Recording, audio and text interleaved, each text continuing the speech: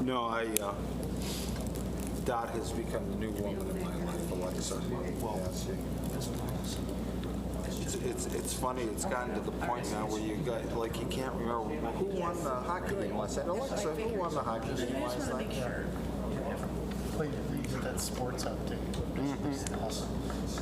Well, once you set it with your favorites, or you can do a general sports, one of the two. But yeah, it's very cool. What I especially What the conversion stuff. Oh, really? Yeah. So like, if you're like your recipe and it's All right, cameras are on. Let's call the meeting to order. right. Welcome. It's the regular council meeting of January 9th, 2017. Can we please have roll call? Mayor Pro Tem Bliss, Here. Councilman Clark, Here. Councilman Corbett, Here. Councilman Gettings, Here. Councilwoman Scott, here, Councilman Soltis, Here. and Mayor Harwell. Yeah, thank you. I'm here. We'll begin with an invocation by Councilman Corbett. Will you please rise now and remain standing for the Pledge of Allegiance? Infinite wisdom, we thank you for having given us the opportunity to meet together here today, and we ask most humbly for a blessing of our gathering. Brighten our eyes with greater understanding, enrich our hearts with compassion and courage, and again receive our gratitude for this opportunity of fellowship. Amen. Amen. I pledge allegiance to the flag of the United States of America and to the republic for which it stands, one nation, under God, indivisible, with liberty and justice for all. Please be seated. Are there any additions or deletions to the agenda? Okay, continuing, there are no presentations tonight, nor are there any public hearings. Are there any reports on the agenda of interest to parties in the audience? Okay, no. Meeting open to the public. Would anyone like to address City Council? Now is the time to come to the podium, please. Any subject. Meeting's open to the public. Okay, thank you. No one's risen to speak. So we'll close meeting to the public. Communications, there are none.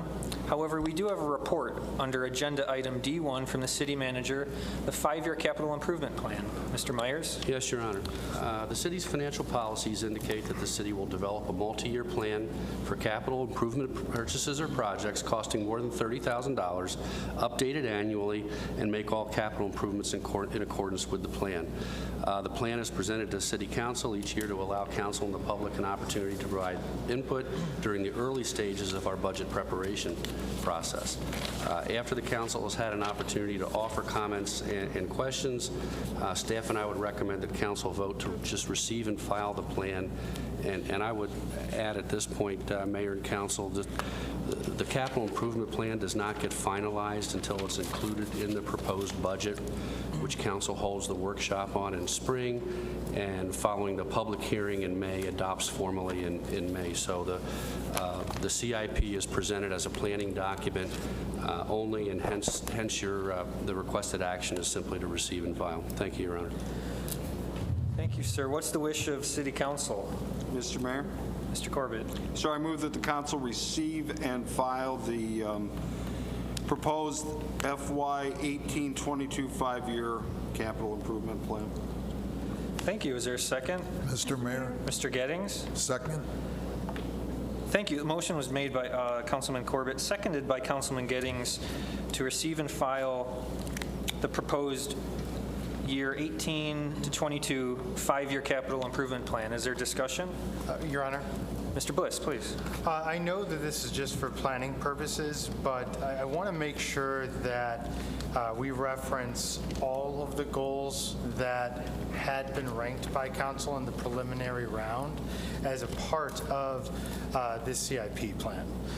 Right now, the gun range refurbishment, which ranked 4th at the moment on our goals plan, that is included. However, 5th and 6th, which is the right-of-way tree replacement as well as the splash pad, are both not included in this discussion. And, particularly for a 5-year plan, both of those items had the majority of council ranking them in their top 5, along with the gun range. And so I just think that it should be included in this document as we move forward into planning. It's a good question. Where would the appropriate spot in any of our budgetary documents be for council rankings? Your Short-term, Honor, long-term? Certainly. Yeah, Your Honor, in the typical process, the goals would, we did a little different process this year. As council's aware, we're scheduling the next review session for the end of February, so that we're a little farther along in the budget preparation process. As of this time, as the Mayor Pro Tem indicated, we don't have final rankings. They're only preliminary. But to answer your question, Your Honor, the goals would show up, the approved goals will show up in the proposed budget, I believe in the expenditures or general fund appropriations chapter, and then they'd be incorporated in the appropriate place in the document, as well as in the capital improvement plan section of the budget, which is the formal CIP section. So although we did try to pull a couple of the top goals out, namely, as the Mayor Pro Tem indicated, the upgrading the fire engines for ALS, as well as the gun range. We didn't do all of the goals. Frankly, we don't have an approved goals list at this point. So. Your Honor? Yes, please. If I may, it's interesting to me. So, I mean, we did include 2, but the cutoff seemed to be at 4. And it seems interesting, we have multiple goals on that sheet. There were, it looks 6 that had the majority of council support. And I just question as to why they weren't included in this early preliminary planning phase, because none of the goals rankings at this point are set in stone. Your Honor, recall that the CIP is for one-time projects and equipment in excess of $30,000. So even in the over 30 category, a number of goals wouldn't be appropriate targets for the CIP because they're either program or personnel related.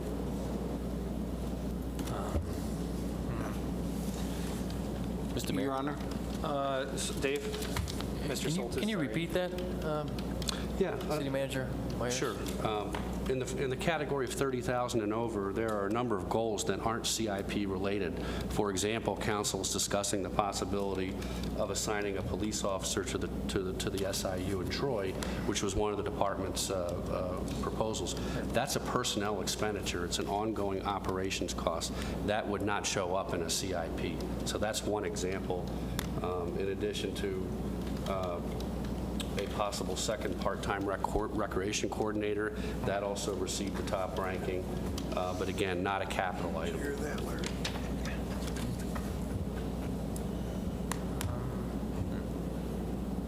Do you make any, Mr. Myers, any judgment on the goals that, how futile or concrete they are?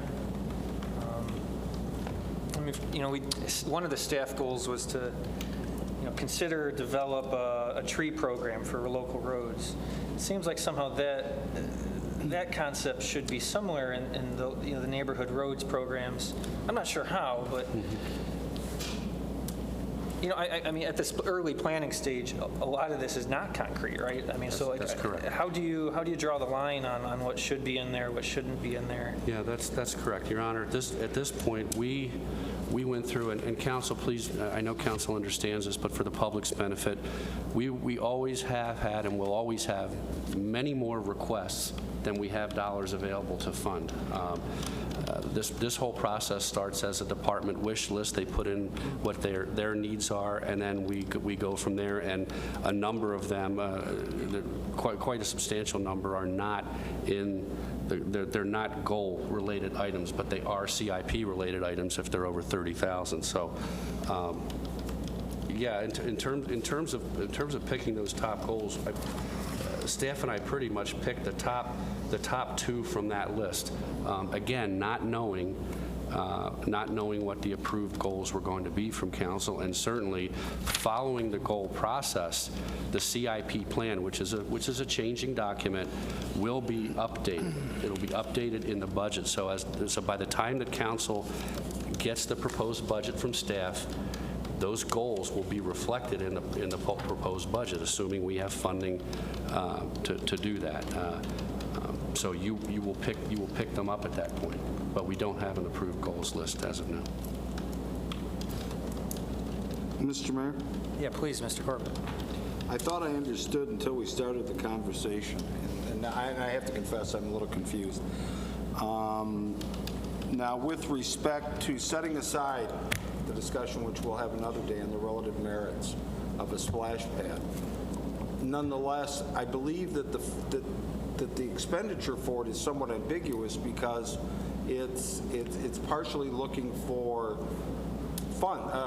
grants to fund, so that it might be difficult to program a number at the moment because we don't know how much will be paid for grants. And with respect to the SIU, that might be a little bit softer because we're still hoping to get some federal money on that, as I understand. Am I right? Or Yeah, not only, well, Your Honor, yeah, it is a soft cost on the splash pad. There, as I recall that goal, there's quite a range.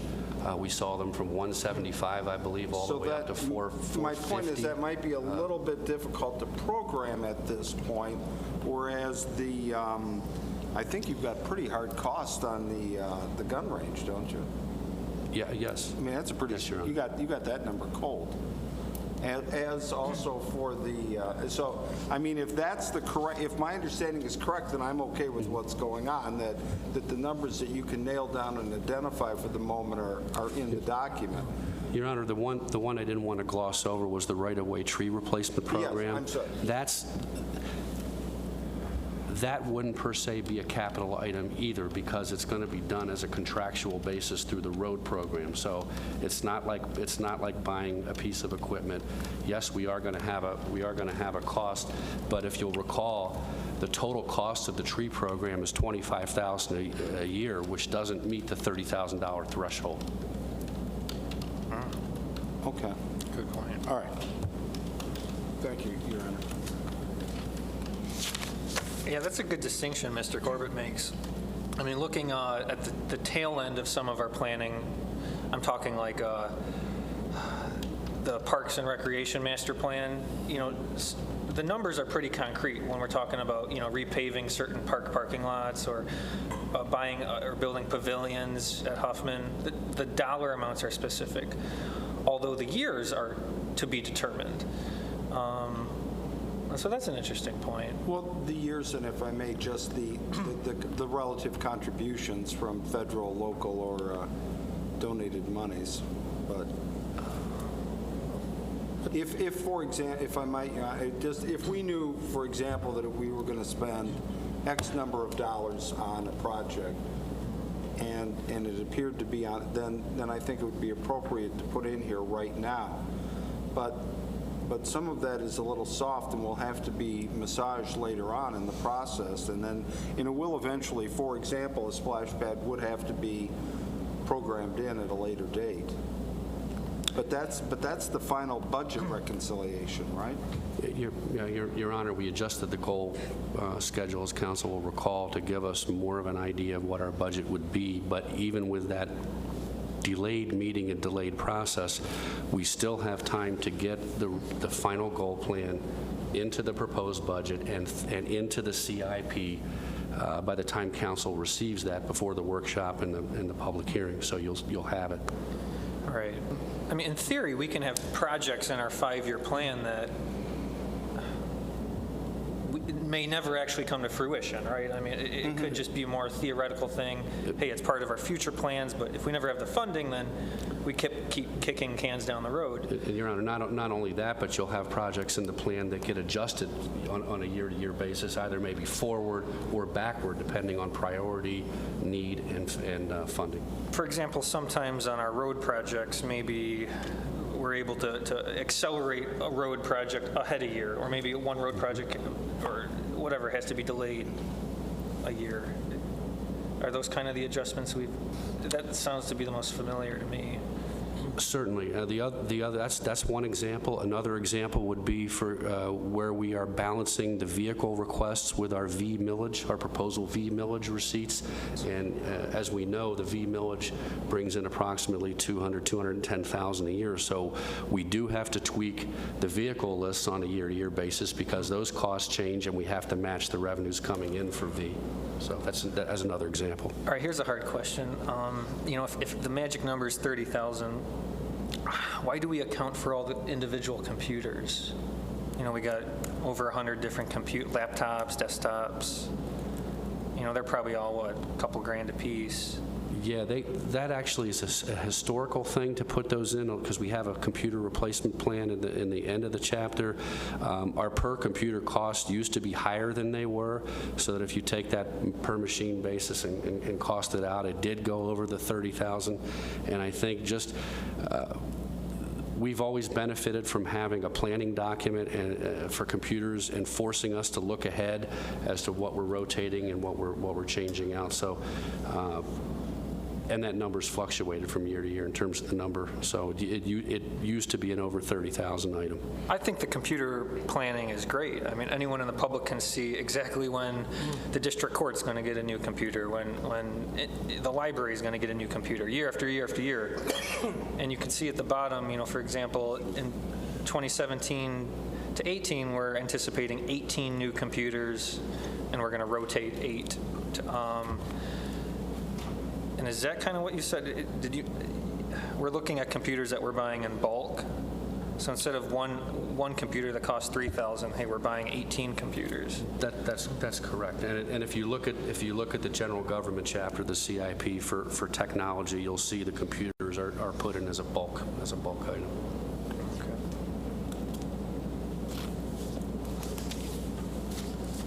Your Honor? Yes, please. I think you stumbled upon a really good point there, and I apologize for starting our descent into the rabbit hole on this. But when we talk about the trees, this 5-year plan. If you look at the goals on the 5-year plan, it's really about projecting what we're planning, and those plans change. So you look at the tree example, how is the tree example different than the computers? The majority of council said that we would like to do the tree thing in our initial guess. That could happen in the next 5 years. It could be pushed out. Same thing with the splash pad. A majority of council put in their top 5. So we've ranked other things and we've put other things into this plan. I just think that we should be more inclusive, and then as we define budgets, some of these things could be pushed off or never happen. But I think we should be planning for them if there's consent of council, and that's really why we do the goal session to begin with. I don't think that they should live as 2 completely separate documents, and then maybe we'll get around to the goals if there's money, or maybe we'll define which goals that we want. But I see 2 goals of the 4 that would fit into this plan that had majority of council support. Only 2 are in here, 2 are not.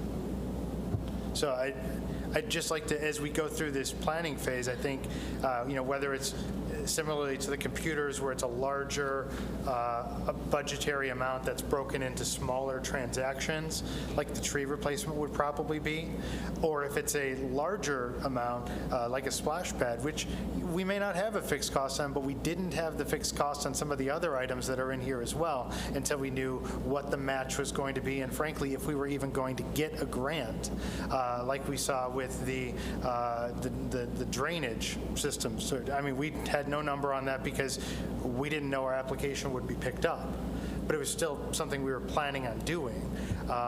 Same thing with the trail replacement. That the numbers had to be defined in, and we're doing that same thing. So I'd just like us to spend a little bit of time on this being more inclusive with all the goals and the things that council has been talking about. It doesn't have to ever come to fruition. It doesn't have to ever make it in a budget, but it should be in here if we're talking about it. Your Honor, I just want to make it clear that of the top 5 goals in the 30,000 and over category, all of the appropriate ones that were CIP related in the top 5 were included in the document.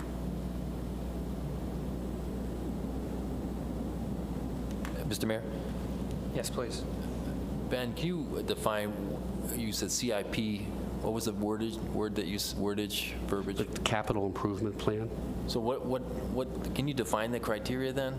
30,000 and over, one-time projects or purchases. In other words, not personnel-related, not an operating expense, not a contractual expense, but a one-time expenditure for a purchase equipment project, et cetera. Yeah, there was this weird glitch in the goal, our goals were, kind of separated. Some goals were $30,000 and above. Other goals were below $30,000.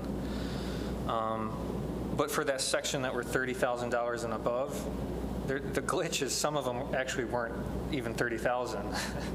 So even though we were ranking it in the group of 30,000, trees are only 25,000.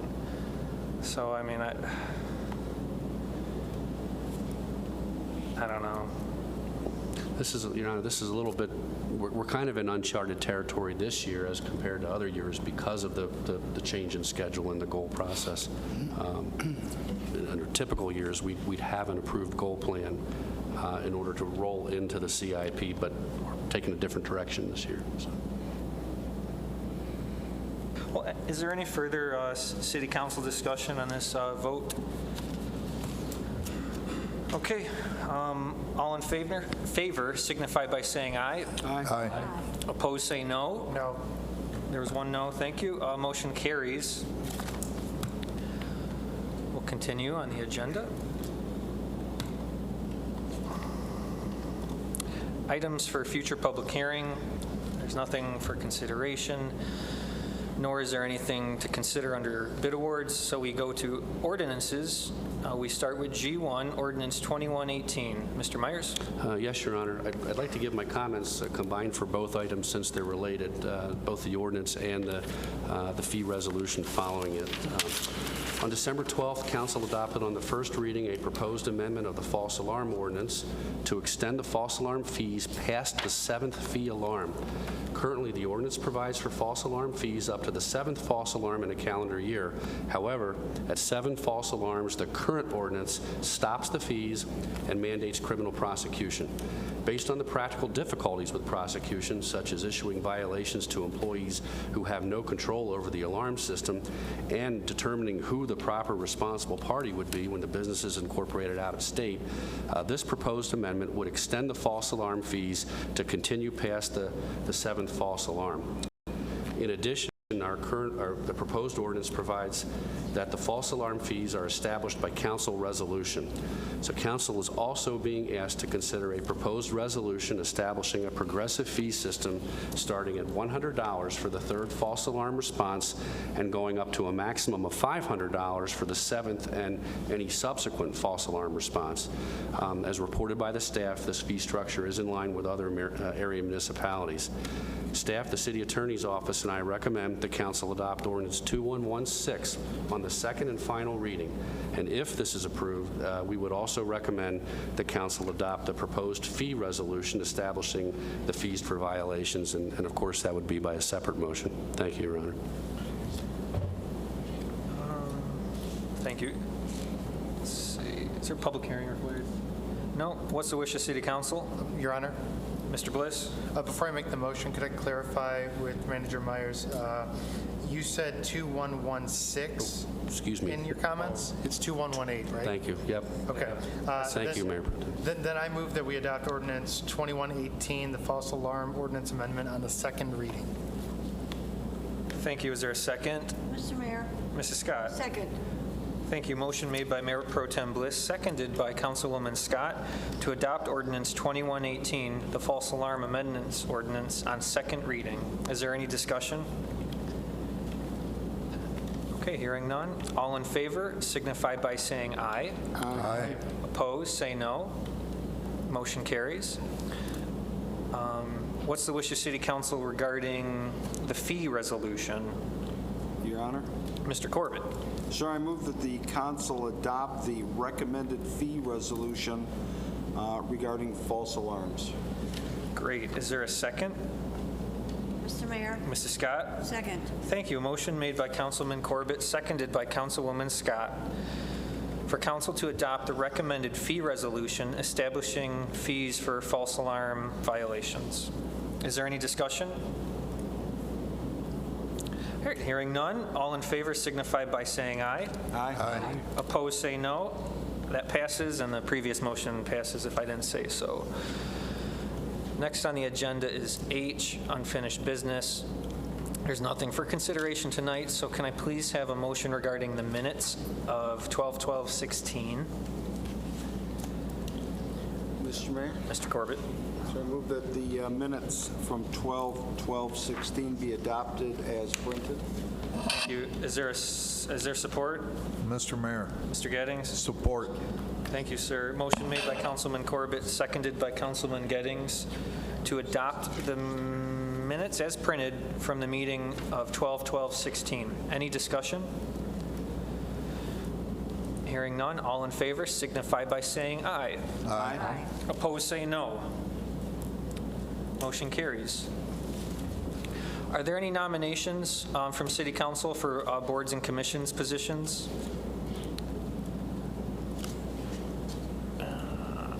There's no mayor's appointment, so nothing from council. We'll move on. There's no executive session scheduled for tonight, so before I adjourn the meeting, I'd ask if there's any closing comments from council. We'll begin, Mr. Corbett.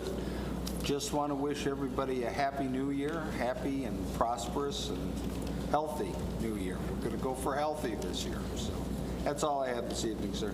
Great, thank you. Mr. Bliss? Your Honor, nothing tonight. Thank you. Mr. Gettings? Mr. Mayor and council, the Parks and Rec Department still has openings for their youth basketball program. So if anybody out there in the audience or on TV might have some youngsters wishing to play basketball, please come see Kirby and staff at the Rec Department. Thank you, Mr. Mayor. Great, thank you. Mr. Sherman? Mr. Mayor, just one comment. I second Councilman Corbett's comment about a happy and healthy new year for everyone. Great. Mr. Myers? 2 items tonight, Your Honor. Last week, the city received some very good news from Lansing with the passage and the governor's signing of Senate Bill 1068. There's been some press on it, but this legislation effectively exempts the city of Madison Heights from having to pay over $4 million in our local share toward the upcoming I-75 project from the state. It's a huge benefit to us. Otherwise, as we've said and as council has included in a number of resolutions, that local cost share would have wiped out our major and local roads budget, non-millage related, for about 2 years, which you can think of traffic signals, maintenance, snow removal. All of those services would have been impacted severely unless we could have come up with another funding source. So I want to publicly thank Senators Nolenberg and our own Senator Vince Gregory, Governor Snyder, of course City Council, which has passed multiple resolutions, not only on Senate Bill 1068, but on its predecessor, Senate Bill 557. In particular, I want to thank John Lamacchia and Chris Hackbarth from the Michigan Municipal League, which was instrumental in lobbying and getting us together and up to the state to make our voice heard. SEMCOG and also our staff, and in particular Jim Schaefer, who's put a lot of work in on this. So excellent resolution to this issue. We still are, as the public is aware, the council's on record as being opposed to this project, but at least at this point we don't have to pay for it. So that's very good news. I'll close by just announcing our upcoming Wednesday, February coffee concerts, which are very popular. They're on Wednesday nights at 7 o'clock at the Senior Center.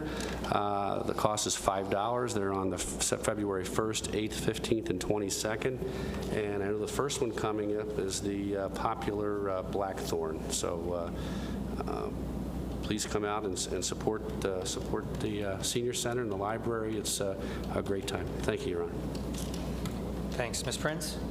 No comments today. Thanks. Mr. Clark? Nothing. Mrs. Scott? Yes, Mr. Mayor. I know during the holidays, it was sad to read on several Facebooks and emails that someone had lost a loved one. But there are two particular people that passed away that were involved with the city, and I would like to ask the council to issue a condolence resolution. The first one would be for Jane Jasinski, who was our quilting instructor on a part-time basis since 2009. I believe it was a sudden passing away, and it was December 23rd that she passed away. So she did do a lot of things for our citizens and making some beautiful quilts. And I know that the Historical Commission is going to be displaying them, and thanks to the city who provided some very suitable hangers that were appropriate for those quilts. So I would like her to be honored by having a condolence resolution given to her family. The second individual is Joseph Militak. Maybe you didn't always know his name, but he was always present. He was the owner of Charlie's Restaurant at Campbell Road, and that was at 29084 Campbell Road. He passed away again suddenly at the age of 49 on December 23rd, same day as Jane passed away. But I know that everybody who went to Charlie's, either on a regular basis or stopped in, was treated with respect and kindness, and as several people said, he treated us as if we were family.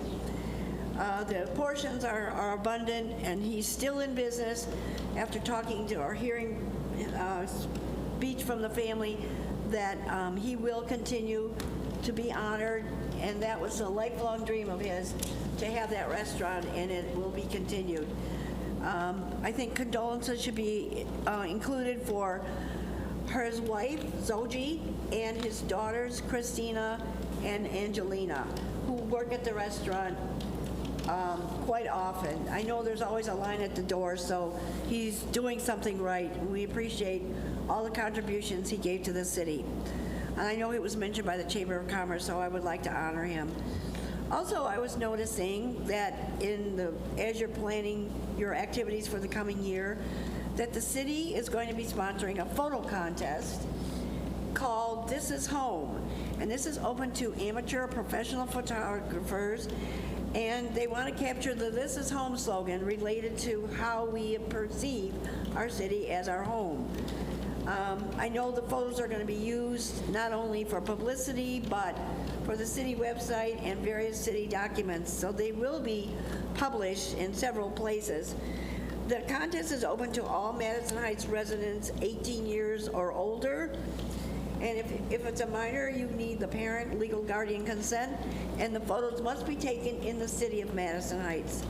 So I think it's a nice challenge which will be a benefit to all of us to remember how Madison Heights is our home. It is listed on the city website right on the first page, so if you need any more information, because there's an official entry agreement that you need to fill out. But I applaud the city for doing that. That's all, Mr. Mayor. Thank you very much. Mr. Soltis. With your indulgence, Your Honor, I just wanted to kind of go over some ideas that I thought to start the new year. And with the current and unprecedented political climate that we find ourselves, I want to finish tonight by asking a question. What are we to do? On January 20th, 2017, this country will have a newly sworn-in President of the United States.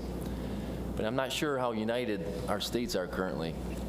I, for one, as well as others, believe that our present-day imbalance of power by one political party of our state and our federal levels further harms and jeopardizes this country and our democratic governance. In fact, I think its very essence undermines the democracy of the people, and I believe it tears the fabric of this country. In the last few elections, you can summarize the consequences of what I consider conservative extremism. In the book, It's Worse Than It Looks, How American Constitutional System Collided with the New Politics of Extremism, two scholars talk about how since the Tea Party movement came about, the majority of party has run amok of democracy.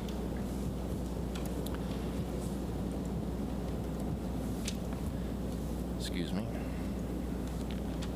You can see the recipe for disaster for working families and the poor.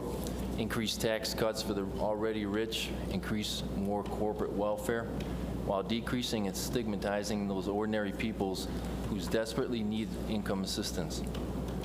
Cutting public education across the board, unlimited campaign contributions by corporations, and by the rhetoric put out there, we can see what's in store for the near future. This ultra-conservative extremism, to me, is talking about cutting essential social welfare programs to the bone in order to increase spending or failed trickle-down economic facade for the rich, ultra-obscene rich, and multinational corporations that take and do not take or reciprocate. They want to kick off 4.4 million children and 7.6 million parents off the national health care and onto the streets, with about 80% of them working families. They want to end the fair tax on the wealthy estate transfers. They want to cut Medicare, Medicaid for our seniors, a veteran, disabled, and poor. They want to privatize Social Security, cut food assistance again, and the list goes on for the attack what we would consider New Deal programs. Proposed Labor Secretary by the President-elect is everything against the Department of Labor mission statement to improve wages, working environment, and enforce labor laws. So to me, there's no swamp draining going on. It's just the same status quo. Except in a few weeks, I think the haves will trample further on and more cruelly on the have-nots for at least 4 years. It reminds me of the typical schoolyard bullies that try to overcompensate for their insecurities and secret loathing. Or the good old boys, country club fraternity mentality of too much is never enough. Remember this statistic that really hit me hard. 85 richest people, less than 100, have more wealth than 3.5 billion of the poorest in the world.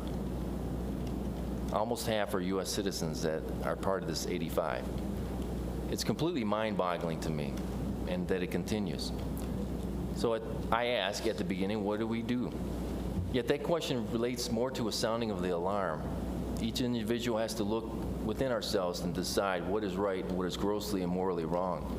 Each community must come together for the greater good of humanity and realize that prosperity and mass control are not just for the rich to delegate or exclude by co-opting the politicians. What do we do starts with a mindset, a determination deep down inside that wants to right the wrong of those less fortunate. It starts with the true belief that all people, regardless of race, ethnicity, religious belief, sexual orientation, were created equal. And finally, once and for all, put into action the words that so famously come across, that we are all created equal, that we are all endowed by their Creator with certain inalienable rights, that among these are life, liberty, and pursuit of happiness. That to secure these rights, government are instituted among men, deriving their just powers from the consent of the governed. Thank you. Thank you, Mr. Soltis. Welcome back. Happy New Year. If you do want to get involved, the Downtown Development Authority has a meeting tomorrow morning. I know it's kind of late notice, but Tuesday, January 10th, 8 a.m., right here in City Hall. There is a portion of the meeting that's open to the public. They are still in preliminary discussions on the future of the DDA. And then in February, sooner than that, I got a message from Gloria Moore, who attends a lot of our council meetings, and she asked me to remind the public that the Friends of the Madison Heights Area Senior Citizens meet on the third Tuesday every month. And so for this month, it's January 17th at 7 p.m. at Wilkinson Middle School. And then next in February 23rd, the Chamber of Commerce, which is a private organization, they've invited the mayors of Madison Heights and Hazel Park to give a joint State of the Cities address. Hazel Park has a new mayor. That's Mr. Jeffrey Keaton, who's been on council for a long time, served as mayor before Jack Lloyd even. And so if you're interested in attending the State of the Cities address, there is a fee, $15 fee, because it's a private event. But I'll cover the fee if anyone calls City Hall and asks and takes me up on the offer. but the State of the City address is February 23rd. It's early, 7:30 a.m., so get ready for a fun speech before you wake up with your coffee. And it's at one of our really cool businesses, MRA Mobile Experiential Tours. This is a company up on Whitcomb in the north end of the town that designs, tour buses for rock bands, and, equipment trucks for TV shows. That they design these huge trucks and vans. So I'm appreciative of the support from the private business community. But that's all. Is there any further business before City Council? Mr. Mayor. Yes, sir. One thing. Dave Soltis organized with the help of Lori Geralds and Betty Ross Restaurant to feed the police department over Christmas, and I thought he did a great job on that. And I want to thank the restaurant. The two ladies there are very special people, and they were good enough to cook the meals and provide for the police to have a nice Christmas dinner. Thank you, Mr. Mayor. Great. Yep. Betty Ross stays open on Christmas, don't they, for Yes, people sir. if they want a meal? Yep. That's very nice of them. Mr. Mayor? Thank you, Mr. One last thing, Leo's Country Oven contributed as well. Leo's? Well, Mr. Soltis, you definitely deserve recognition for spearheading that, but if we could please have a complete list of all those that participated, they deserve praise. Thank you, Mr. Giddens. Any further business before council? Hearing none, the meeting's adjourned. Good night.